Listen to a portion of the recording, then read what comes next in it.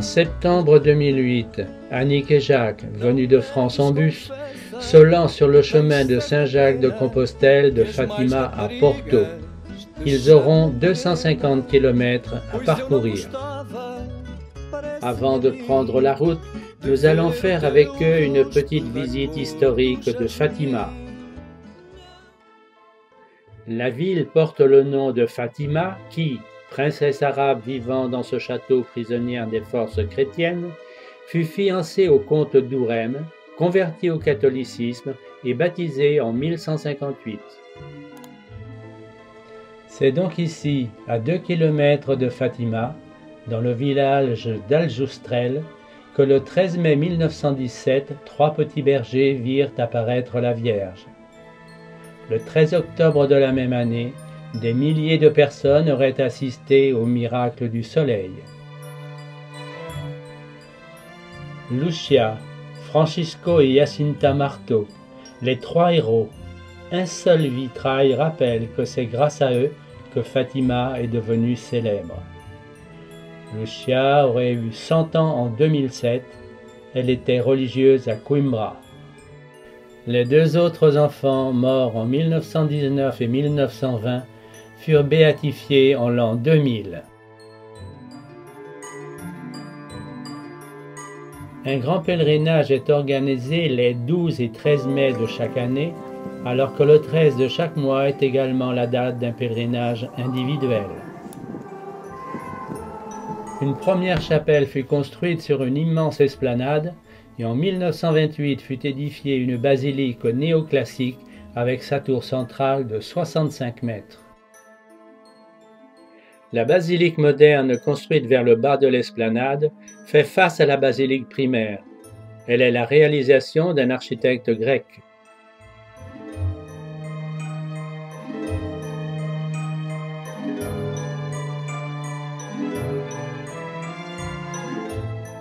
Les statues de marbre blanc sont l'œuvre d'un sculpteur italien et parfaitement intégrées à l'intérieur de la nouvelle basilique, ainsi que les fresques de mosaïque murale.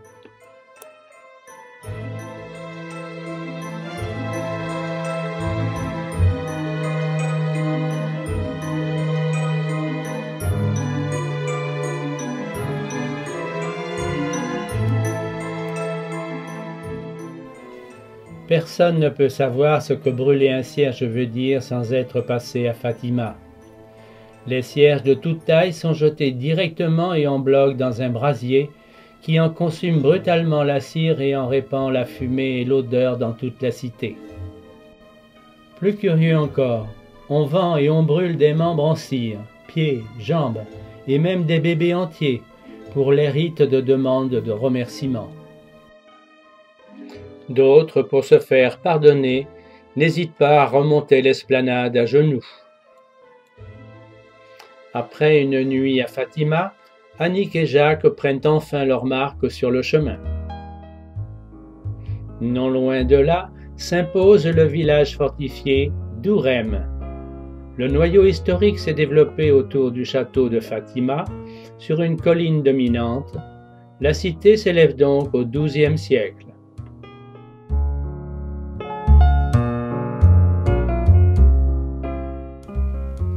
Jusqu'en 1991, le village était connu sous le nom de Vila Nova de Ourem.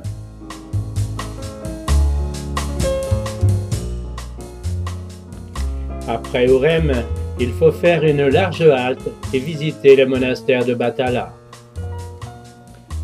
C'est grâce à un vœu du roi du Portugal au XIVe siècle que l'on a aujourd'hui la possibilité de visiter cette merveille.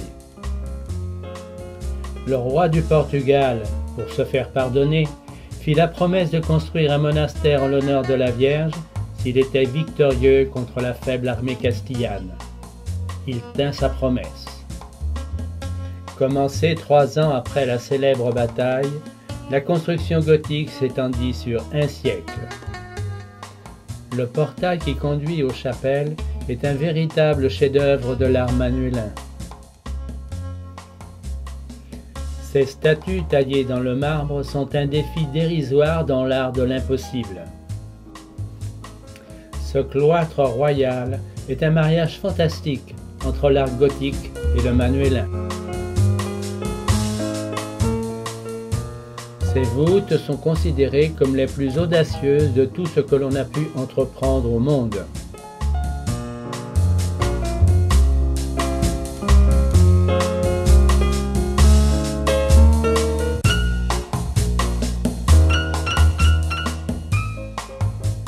Le cloître est bordé de l'ancien cellier. Il abrite le lavabo des moines, fontaine à 2 vasques d'une particularité absolument unique. Ces dentelles d'alvéoles et festons filtrent la lumière tout en laissant apparaître les détails de la sculpture. Ces colonnes sculptées témoignent de la présence de l'art mauresque, bien présent dans l'art constitué. L'histoire dit que l'architecte, effrayé par l'audace de son projet, fit exécuter les travaux par des condamnés à mort.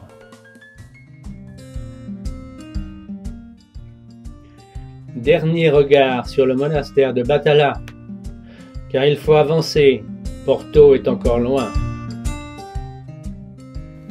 Le XXIe siècle marquera aussi son époque avec la construction moderne du stade de Battala. Poursuivant le chemin, ce sera une halte d'un soir chez les bomberos, traduisez les pompiers, car la tradition veut que ce soit chez eux que l'on passe la nuit. En bordure du rio Mondego, Coimbra est situé au sommet d'un mont où culmine la tour de l'université.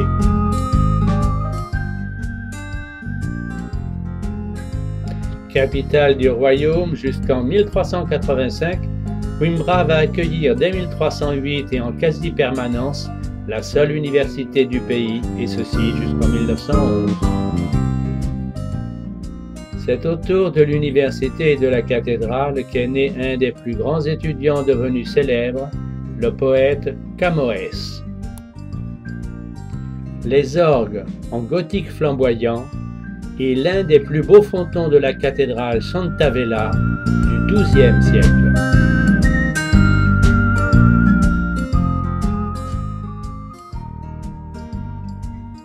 N'oublions pas la bibliothèque Johannina, sacrée plus belle bibliothèque universitaire du monde. Annick et Jacques reprendront la route après un au revoir aux pigeons de Coimbra devant l'église Santiago.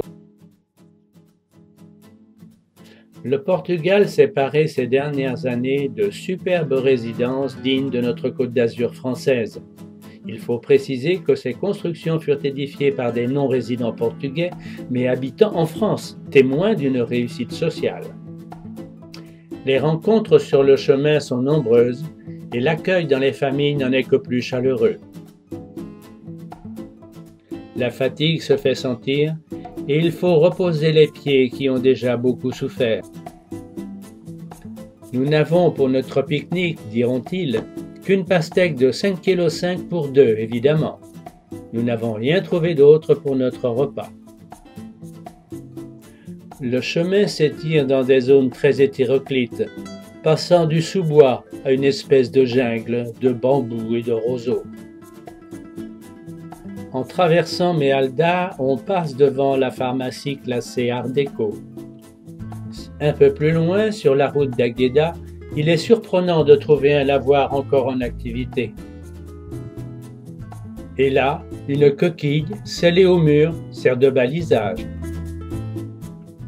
Un peu plus loin, un ancien puits à tourniquet meurt lentement dans sa rouille.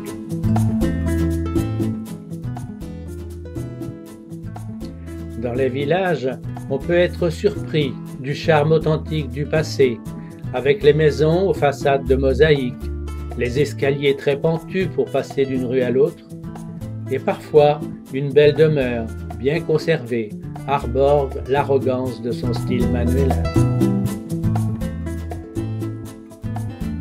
Dans les cimetières, les tombeaux sont différents des nôtres. Les cercueils sont visibles et superposés, parfois même dans de petites chapelles, soit de plein air, soit fermées et vitrées. En prenant la direction d'Anadia, la traversée du village de Morisca de Rudia se fait remarquer par la magnifique façade de mosaïque du musée ethnographique. Après le village, la rivière est enjambée par un vieux pont de l'ancienne voie romaine et il est bien agréable de quitter les routes goudronnées pour emprunter les chemins de campagne.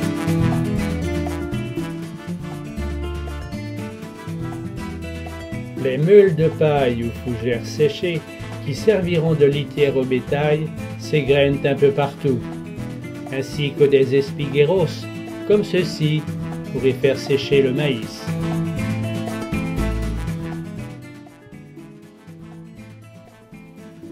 Il semble presque certain que ce ruisseau en cascade devait jadis alimenter un vieux moulin.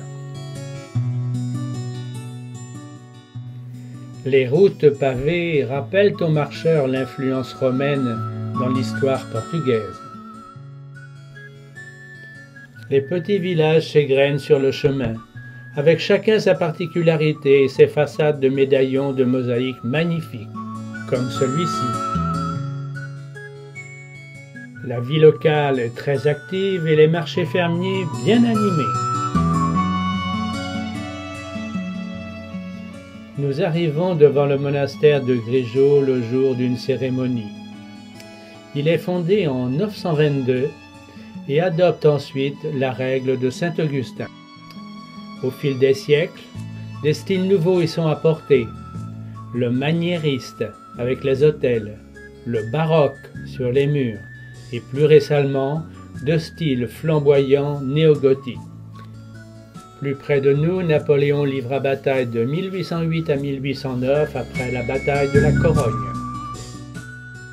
La voie romaine, bien présente dans le nord du Portugal, conduira directement jusqu'à Porto à travers la campagne.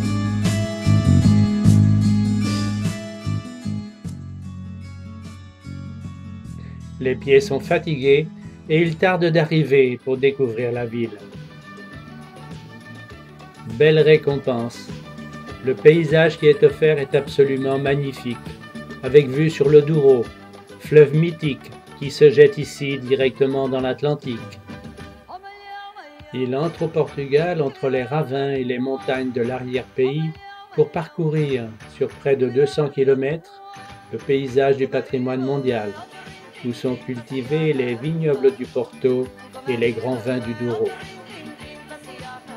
Le vin est ensuite acheminé jusqu'au cap de Gaia en bateau. Un peu d'histoire pendant la visite de la ville.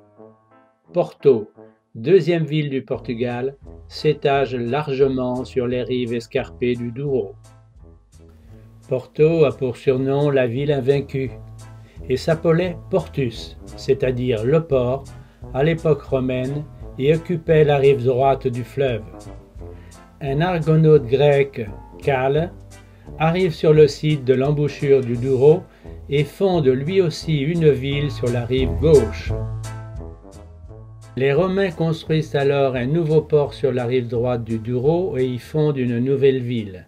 C'est alors que les deux cités nouvelles fusionnèrent pour s'appeler Portuscal et fondèrent ainsi le Comité portucalois. En 1096, Alphonse VI de Castille donne la ville à sa fille Thérèse, mariée au Français Henri de Bourgogne. Avec la réunion de ces deux provinces, le royaume qui est né de cette union porta naturellement le nom de Portugal. Et Alphonse Henri, leur fils, sera le premier souverain portugais d'origine française.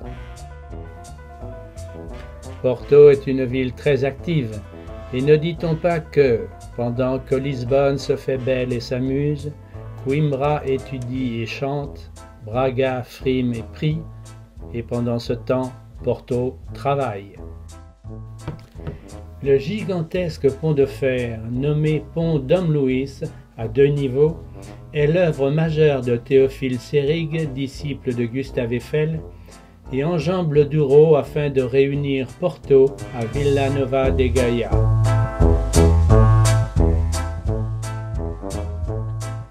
Il faut emprunter le pont et traverser le Douro pour se rendre à Vila Nova de Gaia où se trouvent plus de 50 caves de vin de Porto. Le vin est transporté ici par bateau pour y vieillir et être vendu. Sur les quais sont accostés ces bateaux très typiques qui servent à acheminer les tonneaux de vin des très hautes vallées du Douro vers les caves de Villanova de Gaia afin d'y affiner les célèbres vins de Porto. De nombreuses caves se visitent avec en prime la dégustation souvent payante, mais ici, chez Croft, c'est gratuit.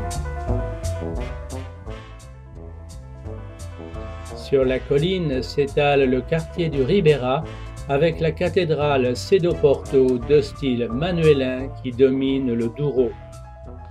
Sa construction a duré un siècle. Du XIIIe, la Cedo Porto est une cathédrale qui a été fortifiée pour protéger la ville des envahisseurs.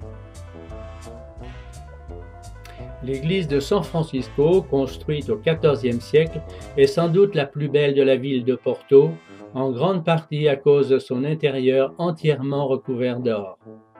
Il a fallu près de 500 kg d'or pour recouvrir littéralement l'intérieur de l'église, qui vous surprendra à coup sûr. Le Ribeira s'étage donc sur les bords du Douro et est découpé par de multiples escaliers qui en dégagent tout le charme, et ce jusqu'aux tours carrées qui forment la muraille d'enceinte. Les habitants de Porto sont vulgairement appelés les triperos. En effet, à l'époque des grandes découvertes du XVe siècle, on demanda aux habitants de donner toute leur viande pour ces nouveaux marins. La légende dit qu'ils ne mangèrent, pendant cette longue période, que les restes, c'est-à-dire les tripes. Quand on descend vers le quartier de Ribeira, il faut faire un petit détour par la gare de São Bento, en service depuis 1896, et apprécier les belles fresques murales faites en azulejo, joyaux de mosaïque dus à l'architecte José Marques da Silva.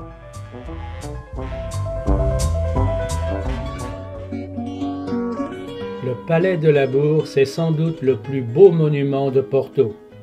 Construit en 1862 dans un style néoclassique et inspiré du style mauresque, il était destiné à être le siège social de l'Association des commerçants de Porto. Le salon arabe en est l'emblème.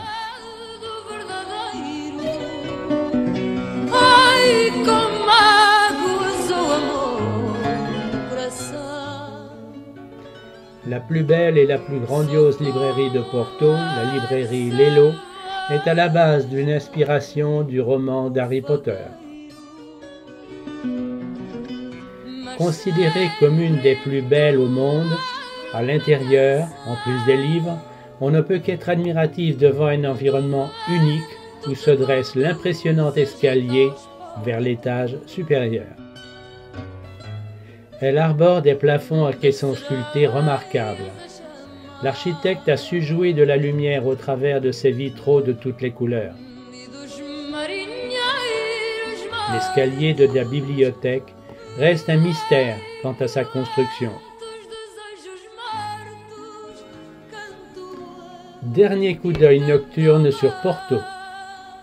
La beauté et l'émerveillement que suscitent Porto et ses paysages sont tels que la vallée du Douro pourrait bien s'appeler la vallée enchantée.